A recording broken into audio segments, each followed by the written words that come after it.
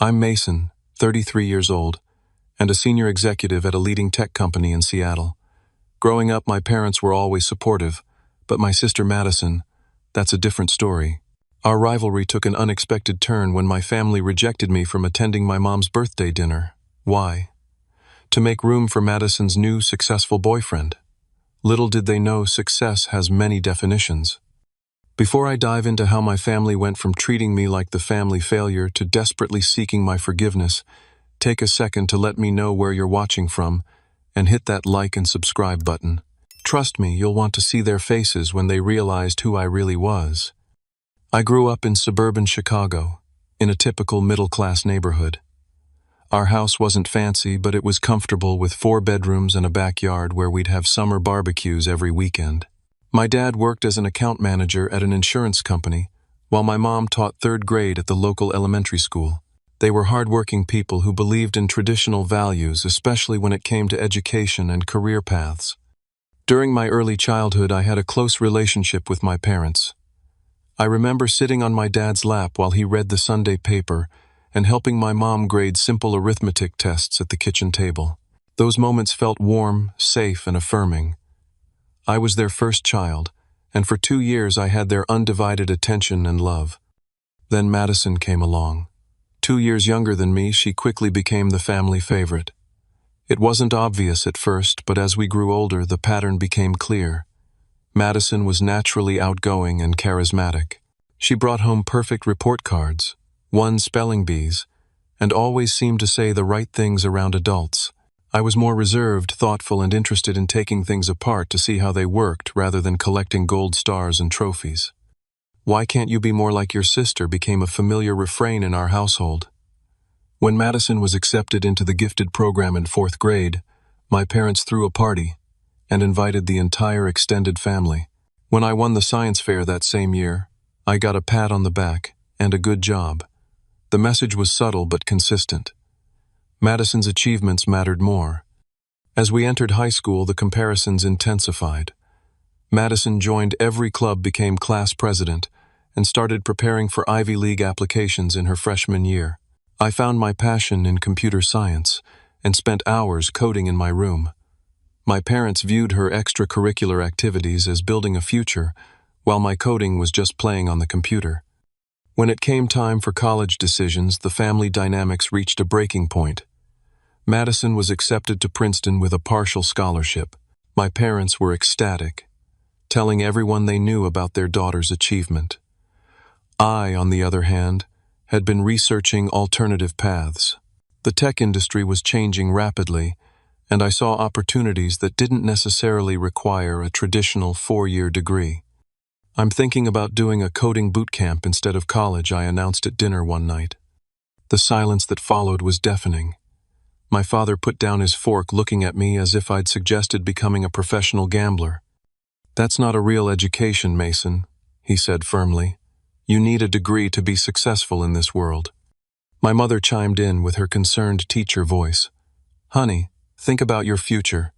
What company would hire someone without a college degree?" Madison just smirked across the table, secure in her position as the child who was doing things the right way.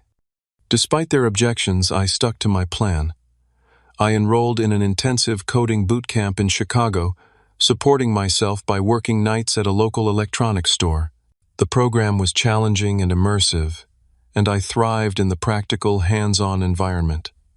Within 3 months, I had built a portfolio of projects and was ready to enter the job market. My first position was as a junior developer at a small startup. The pay wasn't great, but the experience was invaluable. I worked directly with the founders, learning not just about coding, but about business, product development, and client relationships. My parents viewed it as a starter job that I would soon outgrow in favor of going back to get a real degree. "It's not too late to apply to community college," my mother would say during our weekly calls. "You could transfer to a 4-year school after getting your basics." Meanwhile, Madison graduated from Princeton with honors and took a position at a marketing firm in Chicago. Her starting salary was higher than mine, a fact my parents often mentioned when discussing our careers. What they didn't understand was that I was building something different, investing in skills and connections that would compound over time. Over the next 5 years, I moved through 3 different companies, each step bringing more responsibility and higher compensation. I relocated to Seattle for a mid-level engineering position at a growing tech company, then was promoted to team lead within 8 months. By the time I was 30, I had been recruited to join a prominent tech company as an engineering director managing a team of 20 developers. Through it all, I maintained a relatively modest lifestyle. I lived in a comfortable but not extravagant apartment, drove a practical car, and invested most of my earnings. I never flaunted my success or salary, partly because I valued privacy, and partly because I'd learned early on that my accomplishments would never be enough for my family anyway. Why bother trying to impress them? My parents remained politely interested in my career, but clearly didn't understand what I actually did. "So you're still doing that computer thing?" my dad would ask when we spoke. They seemed to think I was stuck in some entry-level position, perhaps because I didn't brag about promotions or title changes. Madison, meanwhile, had plateaued at her marketing firm but continued to be the golden child, especially after she bought a condo in an upscale Chicago neighborhood that she could barely afford. By 33, I had been promoted to Senior Vice President of Engineering, overseeing several departments with a combined budget of over $50 million and hundreds of employees. I was responsible for critical technology decisions, managed large-scale projects, and reported directly to the C-suite executives. My compensation package had grown substantially, but my lifestyle remained relatively unchanged. I valued financial security and independence over outward displays of wealth. 6 months ago, I personally interviewed and approved the hiring of a promising young developer named Ryan Thompson. He had 3 years of experience and showed excellent problem-solving skills during the technical interviews. He was assigned to one of the teams under my purview, and while we didn't interact daily, he was definitely within my organizational chart. Ryan was talented, but clearly early in his career journey, the kind of person we hired for their potential rather than their existing accomplishments. Meanwhile, Madison's life continued on its carefully curated path. After a series of relationships with men she deemed appropriate in terms of status and income, she had recently started dating someone new. Our parents mentioned him during our occasional family calls, noting how successful and ambitious he was. Madison had always been strategic about her relationships, viewing them as extensions of her personal brand rather than authentic connections. She dated lawyers, doctors, and business executives, often moving on when she found someone with more impressive credentials. "He works at some big tech company," my mother mentioned during one call. "Madison says he's going places fast." I didn't think much of it at the time. Madison had always exaggerated the importance and achievements of her boyfriends. It was part of her ongoing narrative that her life choices were superior to mine. Little did I know that her new relationship would soon bring our parallel lives into direct collision. My mother's 60th birthday was approaching in May. In our family, milestone birthdays had always been celebrated with elaborate gatherings bringing together extended family and close friends. My mother's 50th had been a weekend-long affair at a rented lake house, with catered meals and professionally taken family photos. These celebrations were non-negotiable family events marked on calendars months in advance. 2 months before the big day, my father called to give me the heads up about the upcoming celebration. "We're planning something special for your mother's 60th, he said casually. "Dinner at La Maison on the 15th. Put it on your calendar." La Maison was an upscale French restaurant in downtown Chicago, known for its exclusive atmosphere and excellent cuisine. I immediately made arrangements to fly in from Seattle for the weekend and booked a hotel nearby.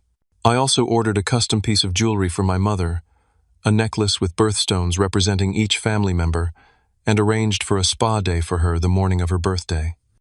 I had attended every important family event despite the distance, flying back to Chicago several times a year to maintain connections. Though our relationships were complicated, family occasions remained sacred in my mind. I'd never missed a milestone birthday, holiday gathering, or significant celebration. Maintaining those traditions felt important even as other aspects of our family dynamic remained strained. The week before the planned celebration, my phone rang with my father's number displayed on the screen. I answered while walking between meetings at the office. "Hey Dad, what's up? I was just finalizing my flight details for next weekend." There was an uncomfortable pause before he spoke. "About that, Mason. We're having a bit of an issue with the reservation at La Maison. Oh, do we need to change the time or date? I asked already, mentally rearranging my schedule to accommodate any changes. Not exactly, he said, his voice unnaturally hesitant. The thing is, the space we reserved is smaller than we initially thought. We're having to cut down the guest list a bit. I stopped walking, standing still in the middle of the corridor as employees passed by. What are you saying, Dad? It might be better if you came to visit another time, he said finally. Maybe the weekend after. We could have a small family dinner then, just the four of us. The implication was clear, but I could hardly believe it. Are you uninviting me from Mom's birthday? Don't think of it that way, he said quickly. We're just postponing your visit.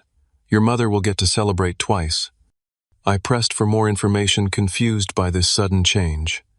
Who all is coming to the actual birthday dinner then? Another pause. Well, your mother and I, of course. Your Aunt Susan and Uncle Bob. Your cousins. And Madison and her boyfriend. The pieces began to fall into place. So Madison's boyfriend is coming, but I'm being asked not to. My father sighed, clearly uncomfortable with the conversation. Madison really wants to introduce him to the family. He's quite successful, you know. Works at some big technology firm in a very important position. And that's relevant because, well, my father continued, his voice, taking on a slightly condescending tone. Madison thought you might feel, well, a bit uncomfortable around him, given your different career paths. She says he's on track for executive leadership, and we know how you feel about your more alternative career choices.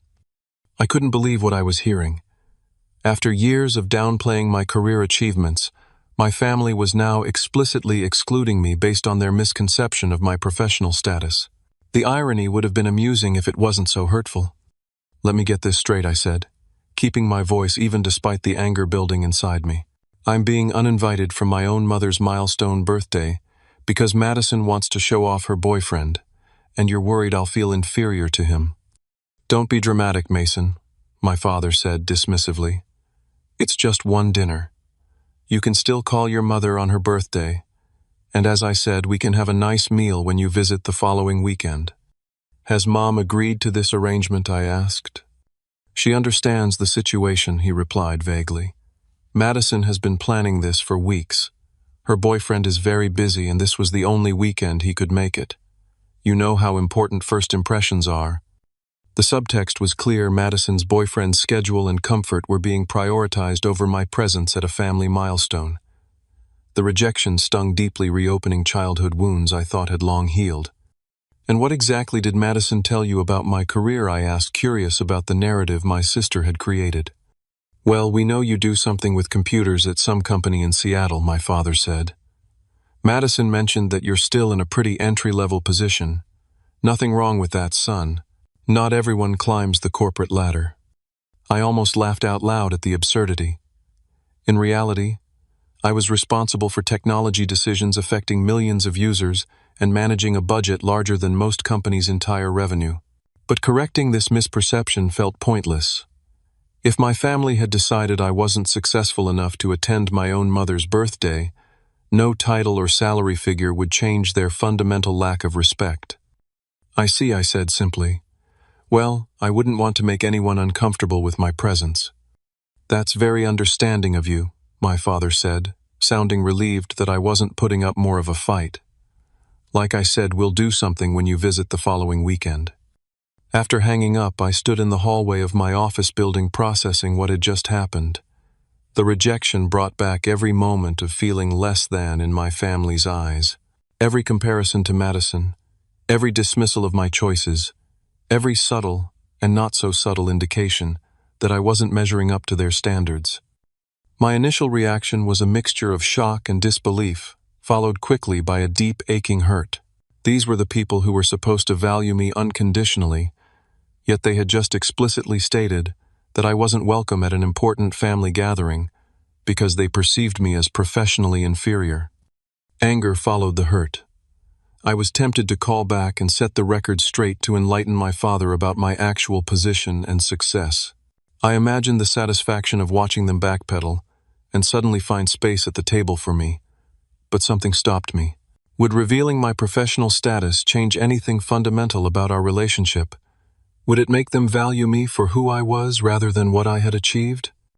I decided to respect their decision while maintaining my dignity. I canceled my flight and hotel reservation and sent a thoughtful gift and flower arrangement to be delivered to my mother on her birthday. I would not force my presence where it wasn't wanted, but neither would I pretend their actions hadn't hurt me deeply. What I didn't yet realize was that this rejection would set in motion a series of events that would expose years of family misconceptions in the most unexpected way. After the phone call with my father, I tried to put the whole situation out of my mind and focus on work. But human curiosity is a powerful force.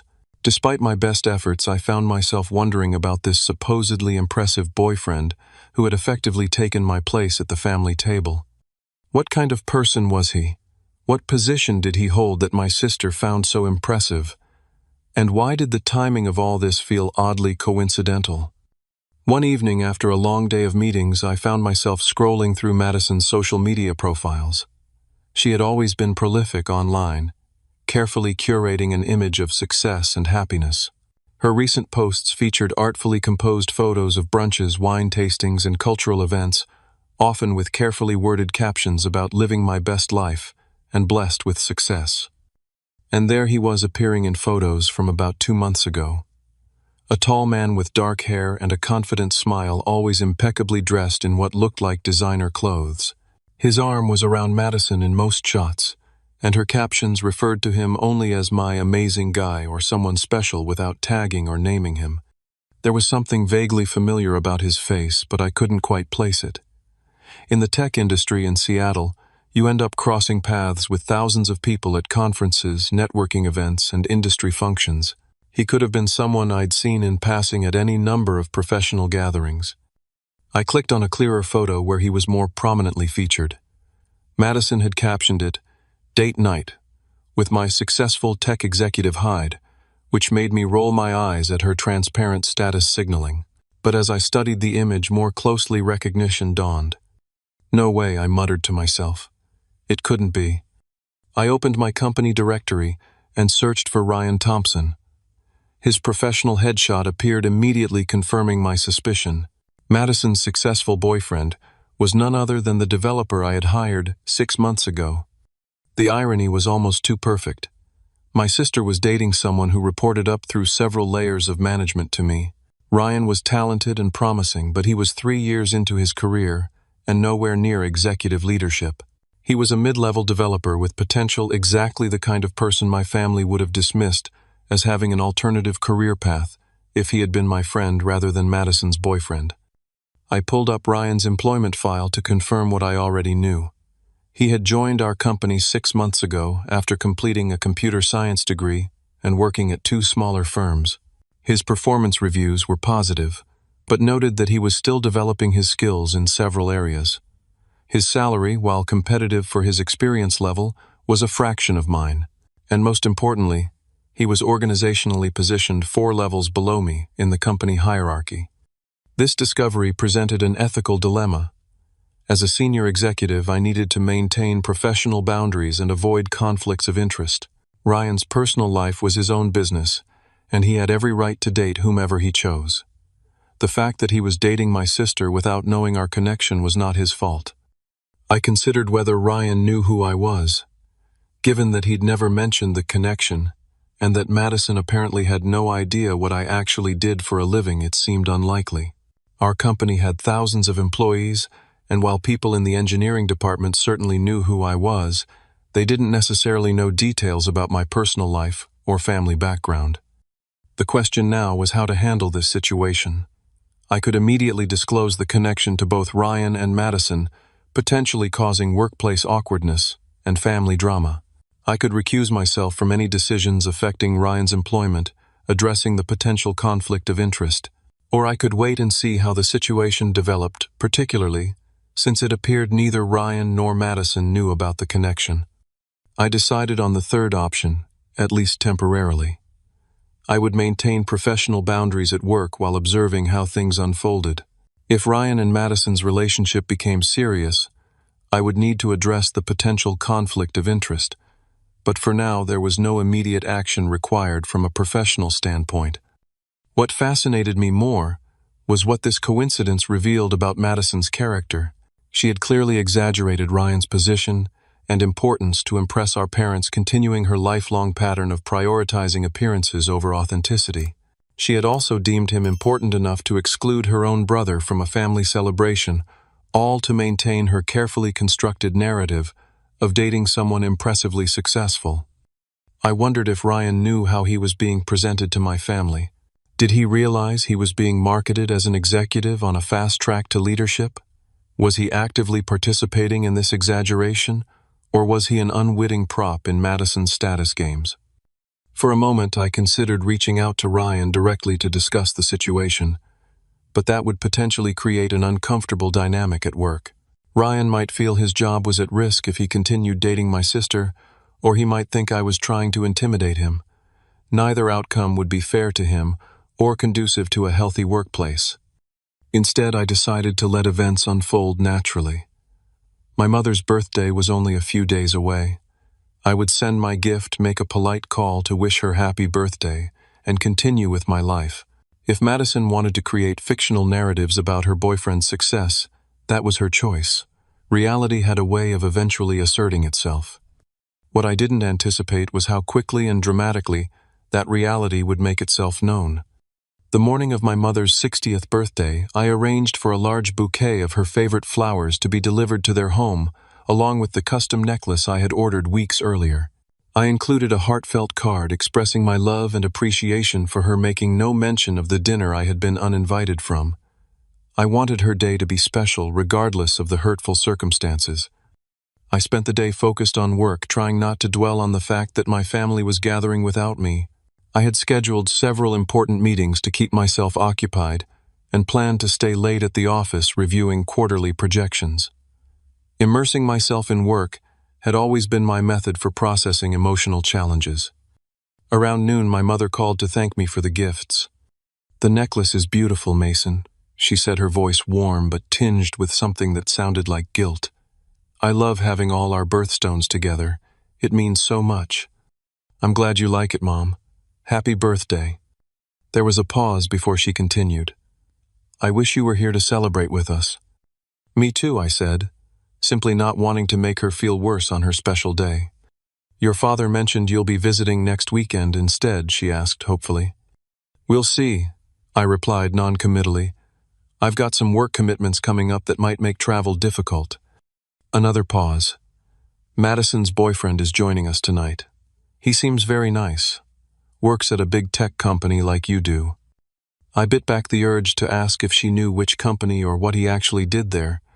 Instead, I just said, "That's great, Mom. I hope you have a wonderful dinner." "It won't be the same without you," she said softly.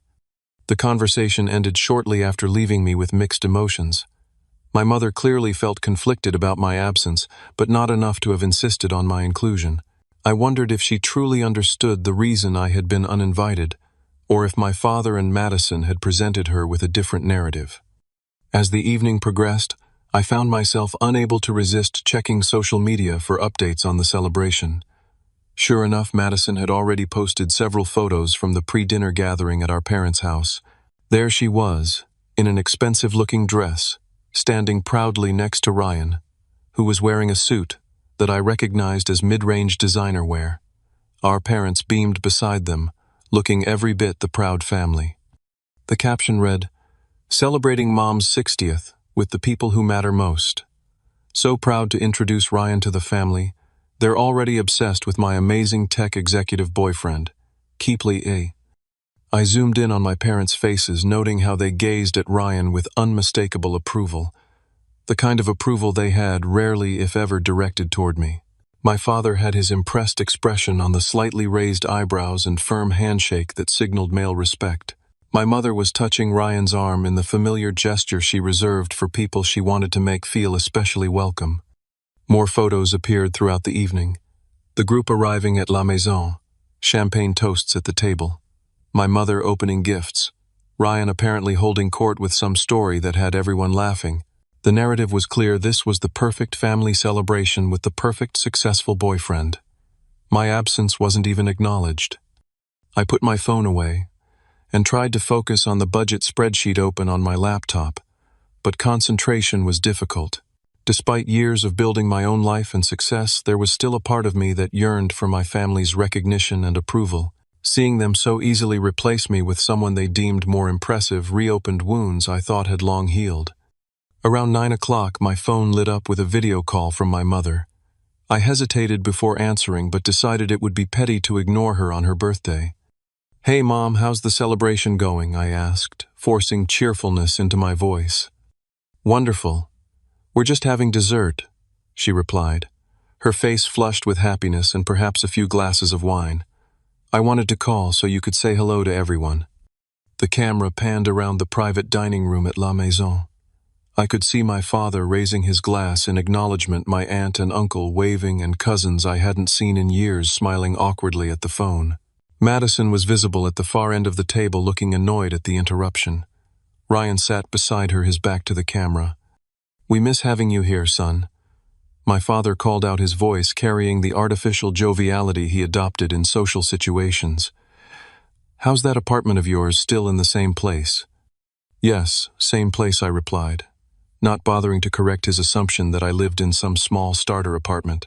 In reality, I owned a spacious condo in one of Seattle's most desirable neighborhoods, but explaining that seemed pointless. "And work?" "Still doing that computer stuff," he continued, reinforcing his perception of my career as some vague technical hobby rather than a professional achievement. "Still in tech, yes," I said simply. My mother turned the camera back to herself.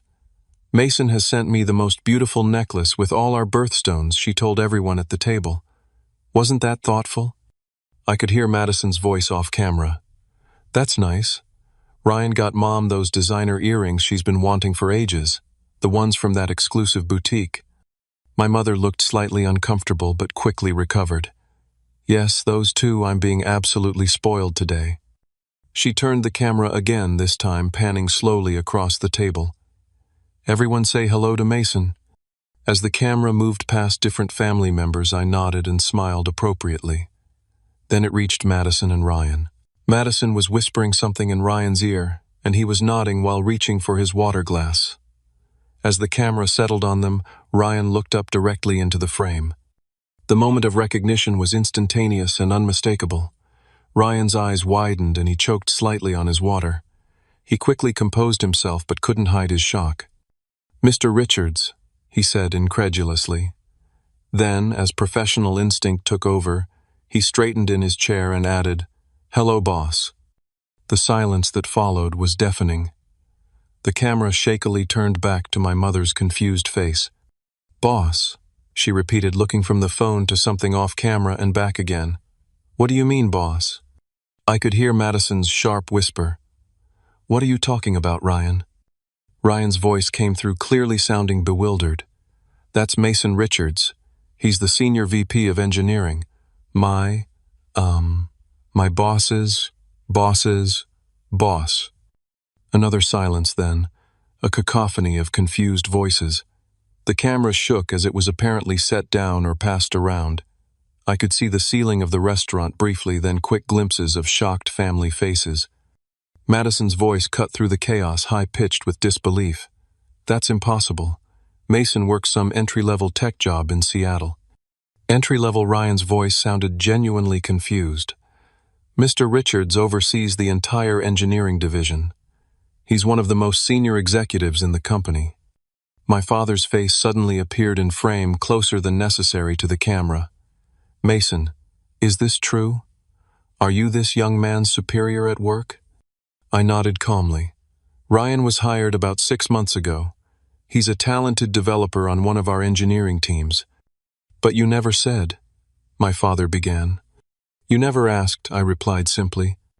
The video call abruptly ended. Whether intentionally or accidentally, someone had hung up. I sat back in my office chair, processing what had just happened. The carefully constructed narrative about my career and success that my family had maintained for years had just collapsed in the most public and unexpected way possible.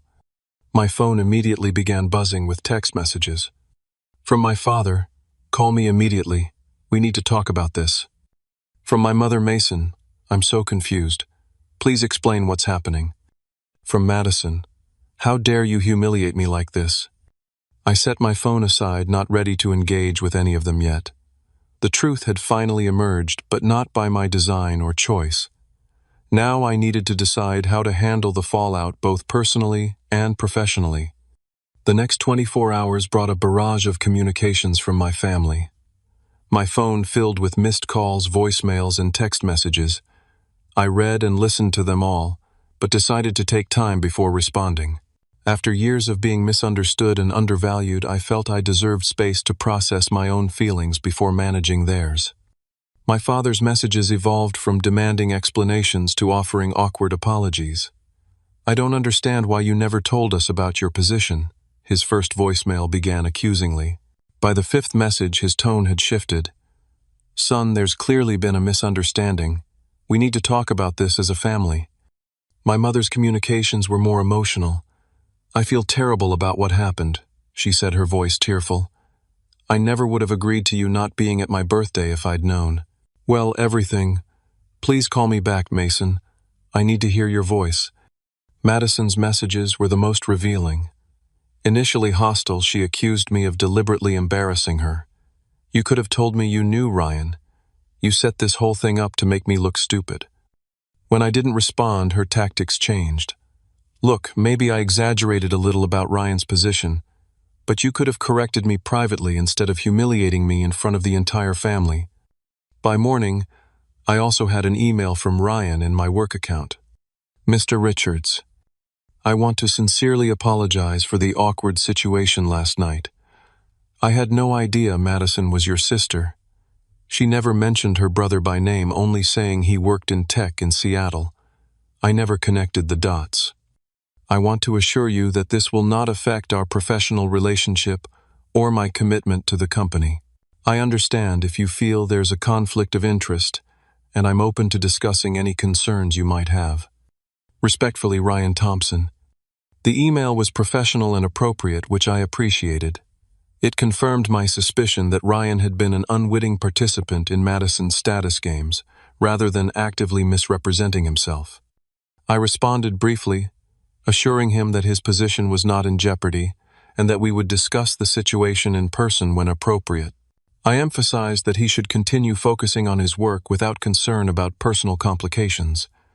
After giving myself a full day to reflect, I decided to address each family member individually, starting with Madison. I called her that evening, bracing myself for a difficult conversation. She answered immediately. Finally, do you have any idea what you've done? Hello to you too, Madison, I replied calmly.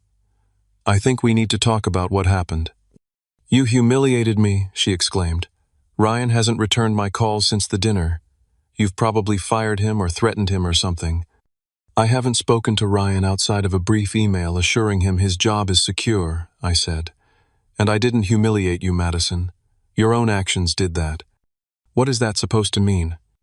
It means you've been telling our family that Ryan is some high-powered tech executive when you know perfectly well he's early in his career. You created a fiction that fell apart when reality intervened. There was a pause before Madison responded, her voice defensive. I never specifically said he was an executive. I just said he was successful and going places. According to Dad, you told them he was on track for executive leadership and suggested I would feel uncomfortable around someone more successful than me. Those were deliberate misrepresentations. Another pause, longer this time. Fine, she finally admitted. I may have implied he was more senior than he is, but that's only because... Because what? Because that's what matters to Mom and Dad, she exclaimed. You know how they are. They've always measured success by titles and prestige. I was just giving them what they wanted to hear. At my expense, I pointed out. You used these exaggerations as justification to have me excluded from Mom's birthday. I didn't think you'd care that much, she said, her voice smaller now. You've always been so independent, doing your own thing regardless of what the family thinks. Being independent doesn't mean I don't care about being included in important family events, Madison, or that it doesn't hurt to be explicitly rejected because I'm deemed not successful enough. Well, apparently that was all wrong anyway, she said bitterly. You've been hiding your big important job from us all these years. Were you just waiting for a moment like this to show us all up? I took a deep breath, recognizing the deflection tactic for what it was. I never hid anything. I simply stopped trying to correct the narrative that you and our parents created. You all decided long ago that my path wasn't valuable or impressive, so I stopped seeking your validation. So you're saying this is all our fault? Madison asked defensively. I'm saying we all contributed to a family dynamic where authenticity was sacrificed for appearances and where success was defined so narrowly that we couldn't see or appreciate each other's actual achievements. The conversation continued in circles for another 20 minutes. Madison alternated between defensive justifications and reluctant admissions of fault. By the end, we had reached an uneasy truce rather than a true resolution. Years of competitive dynamics couldn't be resolved in a single phone call. For what it's worth, Madison said before hanging up, Ryan really did talk about how much he respected his boss's boss's boss. I just never imagined that person was you. The irony wasn't lost on me. All these years, my family had been dismissing my career while I had been building a reputation for leadership and excellence among my peers and colleagues. It was a stark reminder that external validation, especially from family, wasn't a reliable measure of actual achievement. Next, I scheduled a video call with Ryan to address the personal and professional boundaries of our unexpected connection. He appeared on screen looking nervous, his usual confidence subdued. Thank you for making time for this conversation, Mr. Richards, he began formally. Under the circumstances, I think you can call me Mason when we're discussing personal matters, I offered. Though in professional contexts, we should maintain appropriate boundaries. Ryan nodded, visibly relieving. I want to assure you that I had no idea about the connection. Madison mentioned having a brother in tech in Seattle, but never by name. I never made the connection. I believe you, I assured him. And I want to be clear that your position at the company is not affected by this situation. Your work will continue to be evaluated on its own merits. Thank you, he said sincerely. I'm extremely uncomfortable with how I was positioned in your family situation. I never claimed to be an executive or anything close to it. I understand that too, I said. Madison has a history of enhancing the status of people in her life. That's not your responsibility. We discussed practical considerations, agreeing that our work interactions would remain strictly professional and that we would disclose the connection to HR to avoid any appearance of conflict of interest. I also made it clear that I wouldn't be involved in his performance reviews or promotion decisions going forward. If I may ask, Ryan said hesitantly, as our conversation was wrapping up, has this situation affected your relationship with your sister? I considered the question carefully. Our relationship has been complicated for many years. This is just the latest chapter in a longer story. Ryan nodded thoughtfully. For what it's worth, she speaks very highly of you when it's just the two of us. I think there's a lot of admiration underneath the competition. His observation surprised me, offering a perspective on Madison I hadn't considered. Perhaps there was more complexity to her feelings than I had recognized. With the most immediate conversations handled, I turned my attention to my parents. After several exchanges of messages, we agreed to meet for dinner the following weekend at a restaurant in Chicago.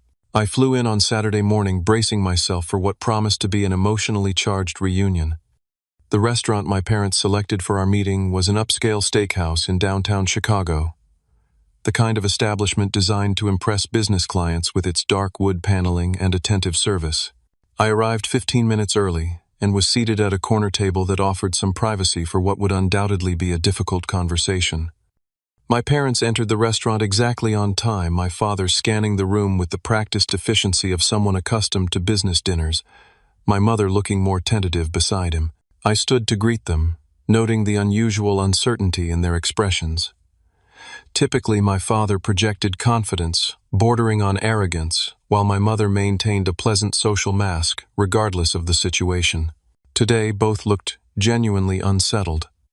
Mason, my father said, extending his hand formally, before pulling me into an awkward half-hug.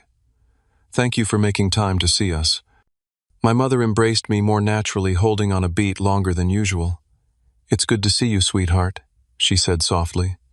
We settled into our seats, and an uncomfortable silence descended as we studied our menus with unnecessary concentration. After the waiter took our orders and brought drinks, my father finally addressed the elephant in the room. "Son, I owe you an apology," he began, his voice carrying the slightly rehearsed quality of a prepared statement. "What happened at your mother's birthday was unfortunate, and I take responsibility for my role in it." I nodded but remained silent, waiting for him to continue. "I should have questioned Madison's characterization of the situation more thoroughly," he continued, "and I should never have suggested you miss your mother's birthday celebration." "But why did you accept her framing so easily?" I asked. "Why was it so believable to you that I would be intimidated by someone supposedly more successful?" My father looked uncomfortable. "You've always been difficult to read when it comes to your career. You never talk about promotions or accomplishments. You live modestly. You don't seem to care about the markers of success that most people value. And that made you assume I wasn't successful." "I wouldn't put it that way," he hedged. "We just didn't have a clear picture of what you were doing professionally." "You never asked," I pointed out. "Not in any meaningful way. Still doing that computer thing isn't exactly showing interest in my career." My mother interjected, tears forming in her eyes. "We didn't understand what you did, Mason. All those technical terms and company names meant nothing to us.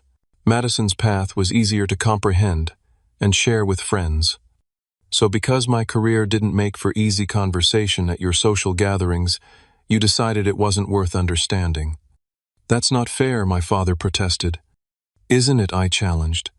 "When Madison got her marketing job out of college, you learned every detail of her company and position so you could brag about it to your friends. You never made that effort with me." My father started to object, then stopped, considering my words.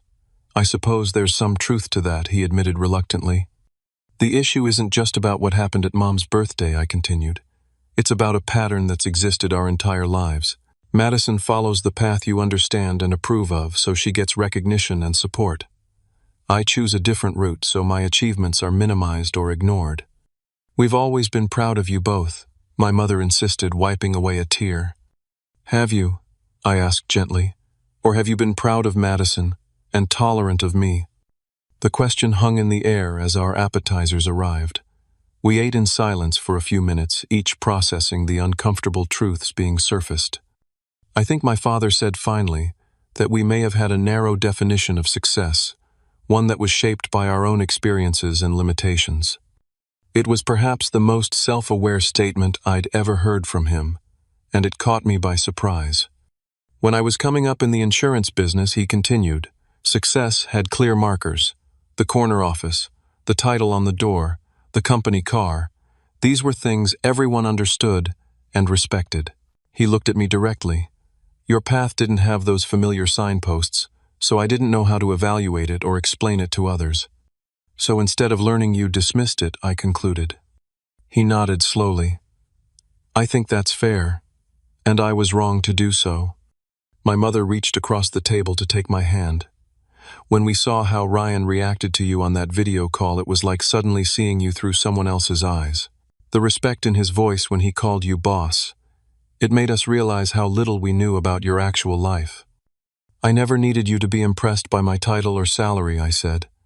"I just wanted you to respect my choices and be interested in my journey, even if it didn't follow the conventional path you understood." "We should have done better," my father acknowledged, "and I'm truly sorry we didn't." As our main courses arrived, the conversation shifted to more specific questions about my actual role and responsibilities. For perhaps the first time, my parents listened attentively as I explained my position, the scope of my authority, and the projects my teams were working on. They asked thoughtful follow-up questions and seemed genuinely interested in understanding my professional world. "Why didn't you ever correct our misperceptions?" my mother asked eventually. "You must have known we didn't understand your actual position." I considered the question carefully. At first I tried, but my achievements were always compared unfavorably to Madison's more traditional path. Eventually I stopped seeking your validation and focused on building a career that satisfied me regardless of whether you understood or appreciated it. And we reinforced that by continuing to misunderstand and undervalue your choices, my father said, showing a level of insight I hadn't expected. Yes, I agreed. It became a cycle. The less you valued my path, the less I shared about it. The less I shared, the less you understood. And so on. I wish we could go back and do things differently, my mother said sadly. We can't change the past, I replied, but we can set better patterns for the future. As the meal progressed, we began discussing what those new patterns might look like.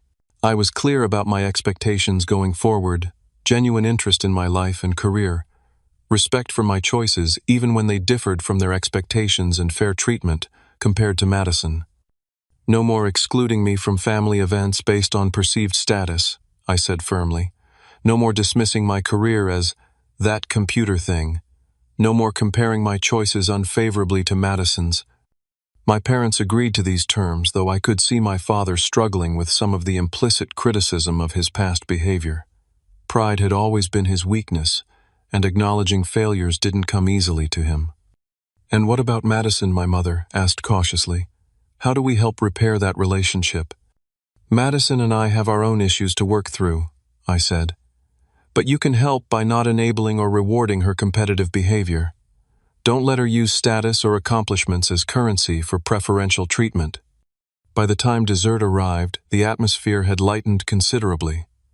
There was a tentative optimism in our conversation, a sense that perhaps this painful episode could lead to healthier family dynamics. My father even made a self-deprecating joke about his technological cluelessness, a small but significant acknowledgement of his limitations. We're proud of you, son, he said as we prepared to leave. Not because of your title or success, but because of the man you've become despite our shortcomings as parents. It was perhaps the most genuine and meaningful compliment he had ever given me, and I felt its impact deeply. This dinner wouldn't instantly heal years of misunderstanding and hurt, but it was a meaningful first step toward a more authentic relationship. As we parted outside the restaurant, my mother hugged me tightly. "Will you come for Thanksgiving?" she asked hopefully. "The whole family together." "Let's take it one step at a time," I replied, not wanting to make promises I wasn't sure I could keep, but I'm open to trying. As I watched them walk away, I felt a complex mixture of emotions.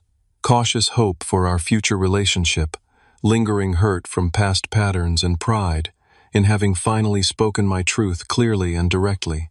Whether this conversation would lead to lasting change remained to be seen, but for the first time in years, I felt the possibility of a more authentic connection with my parents. In the months following our family confrontation, gradual but meaningful changes began to take shape in our relationships. My parents made visible efforts to engage more authentically with my life and career. My father subscribed to several tech industry newsletters, occasionally sending me articles with questions that showed genuine interest. My mother initiated weekly video calls that focused on my day-to-day experiences rather than achievement milestones.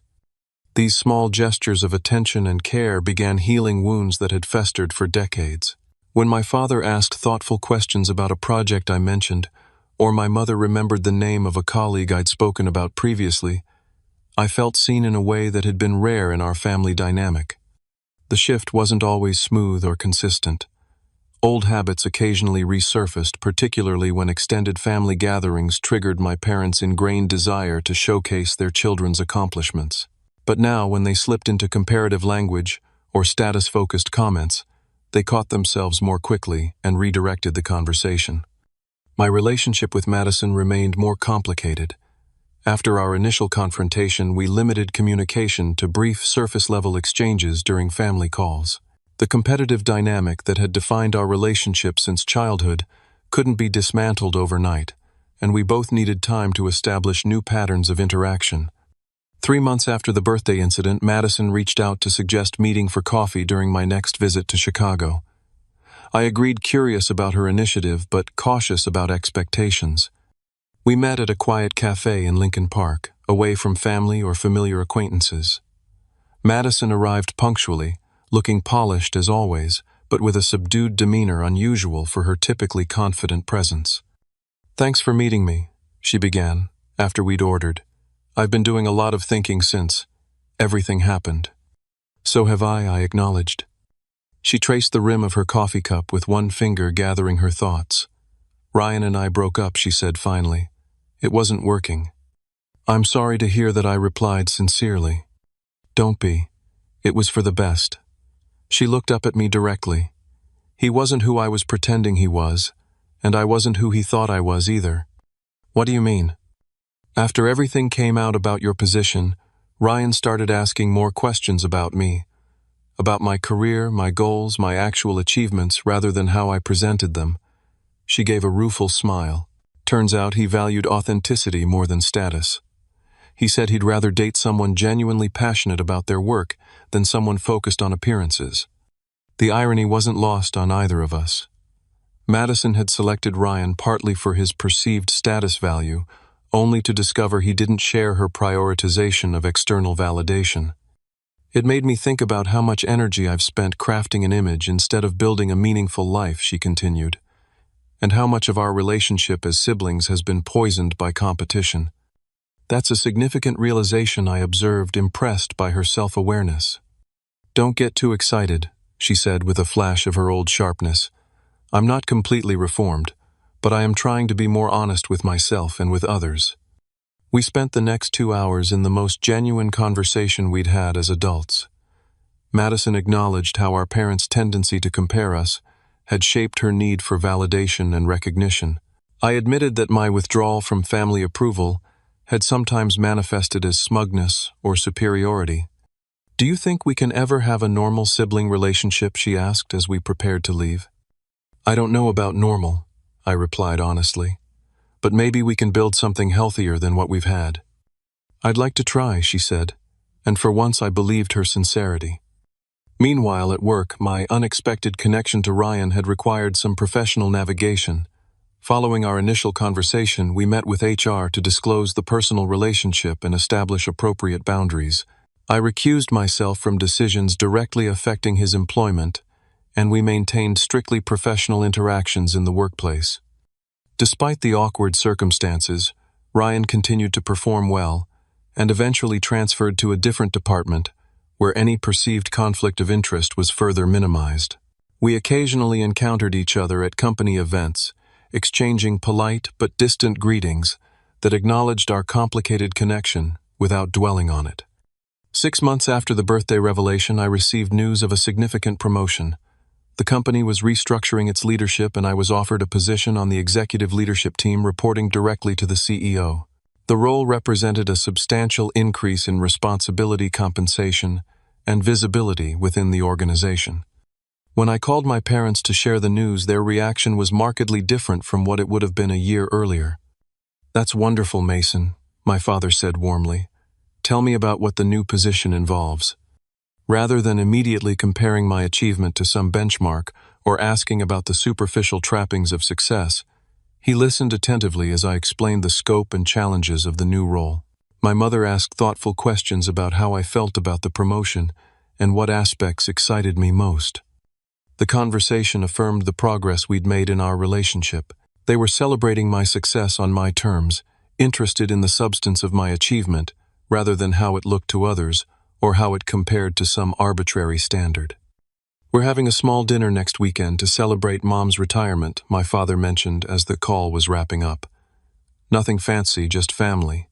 We'd love to have you there if you can make it." The casual, genuine invitation stood in stark contrast to the painful exclusion I'd experienced less than a year before. "I'll be there," I promised, and meant it. Beyond the changes in my family relationships, the experience had prompted deeper personal reflection about validation, success, and authenticity. For years, I had claimed to be unbothered by my family's lack of recognition, focusing instead on internal measures of achievement. But the pain of being excluded from my mother's birthday had revealed that I still craved their approval more than I had admitted to myself. This realization led me to examine other areas where I might be seeking external validation while pretending to be above such concerns. At work, was I truly motivated by the impact of my contributions, or was I still unconsciously chasing titles and recognition? In friendships, was I authentic about my needs and boundaries, or was I performing a role I thought would be valued? These questions pushed me toward greater honesty with myself and others. I began building a community of friends who valued authenticity over appearances, people with whom I could share both successes and struggles without fear of judgment. Some colleagues became genuine friends, as I allowed more of my true self to emerge in professional contexts. I also found unexpected fulfillment in mentoring younger professionals, particularly those following unconventional career paths similar to my own. Helping them navigate challenges and recognize their own value became deeply satisfying, perhaps, because it allowed me to provide the validation and support I had lacked early in my career. The journey toward healing family relationships continued with steps forward and occasional setbacks. During one family gathering, Madison slipped into her old competitive patterns, making a pointed comment about her recent promotion. But instead of responding defensively or withdrawing, I simply acknowledged her achievement with genuine congratulations. The moment passed without escalating into our familiar toxic dynamic, a small but significant victory. My parents, too, sometimes reverted to old behaviors, particularly when stressed or around certain relatives who triggered their status concerns.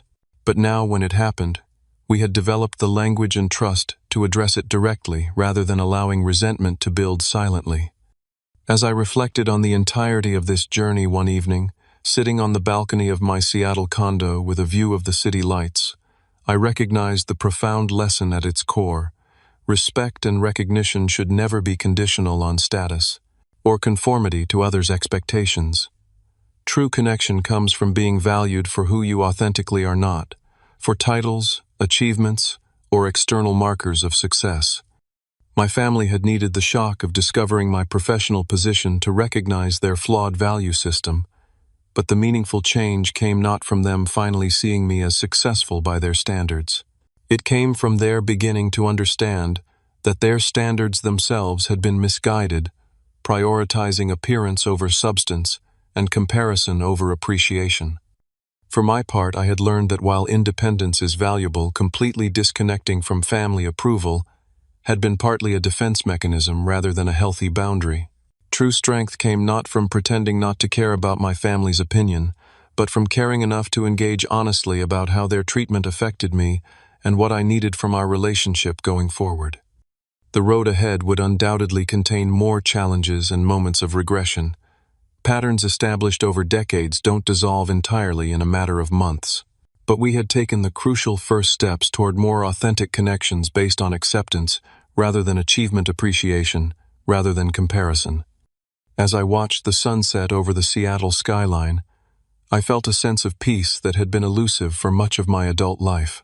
Not because my family now recognized my professional success, but because we were beginning to recognize each other's inherent worth beyond any external measures. Have you ever had family members judge you based on their own narrow definition of success? What did you do to handle that situation? Share your experience in the comments below. If this story resonated with you, please hit the like button and subscribe to hear more stories about family dynamics and personal growth. Remember that true success isn't measured by titles or status, but by authenticity and meaningful connections. Thanks for listening, and I hope this story helps you navigate your own family relationships with more understanding and self-compassion.